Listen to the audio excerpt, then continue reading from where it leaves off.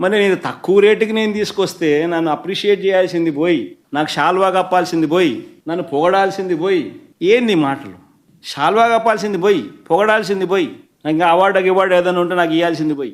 చంద్రబాబు నాయుడు ఏమో ₹5.90 ఆయన అమ్ముతాడు సోలారు, విండు ₹4.84 ఆయన అమ్ముతాడు. నేను ₹2.49 నేను తెస్తా. సంపద సృష్టి నేను చేస్తే ఆయన సంపద ఆవిరి చేస్తాడు. అంటే ధర్మం న్యాయం అనేది ఎక్కడో ఉండాలి కదా అంటున్నా. ఎక్కడ ధర్మం లేదు, న్యాయం లేదు, మంచి చేసిన మీద రాలేయడమే. ఇవన్నీ ఉపక్కుంటే ఈనాడు రాస్తాడు.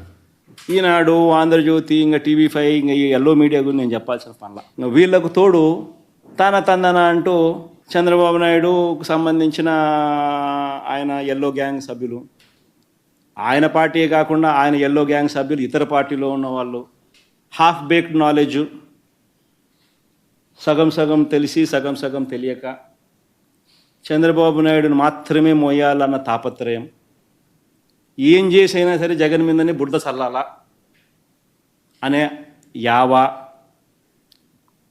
ఈ నేపథ్యంలో ఏమంటాడు? గుజరాత్లో ₹99 విద్యుత్ జనరేట్ చేస్తూ ఉంటే, విద్యుత్తు వస్తూ ఉంటే సెకీతో ఒప్పందం మీద ₹2.49 ఎందుకు చేసుకున్నాడు అని అంటాడు. అయ్యా చంద్రబాబు, గుజరాత్లో కానీ రాజస్థాన్లో కానీ ఎడారి ప్రాంతాలు,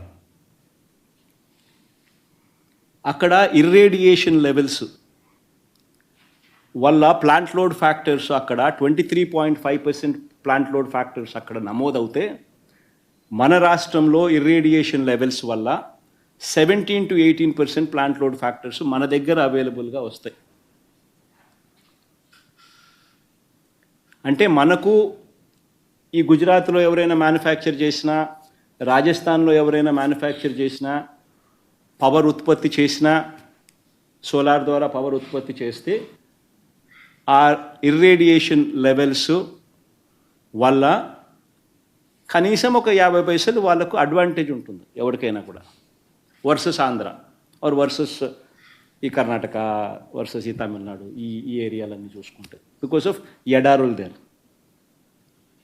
అక్కడ గుజరాత్లో కచ్, రాజస్థాన్లో కూడా ఒక ఎడారులలో పెడతా ఉంటారు.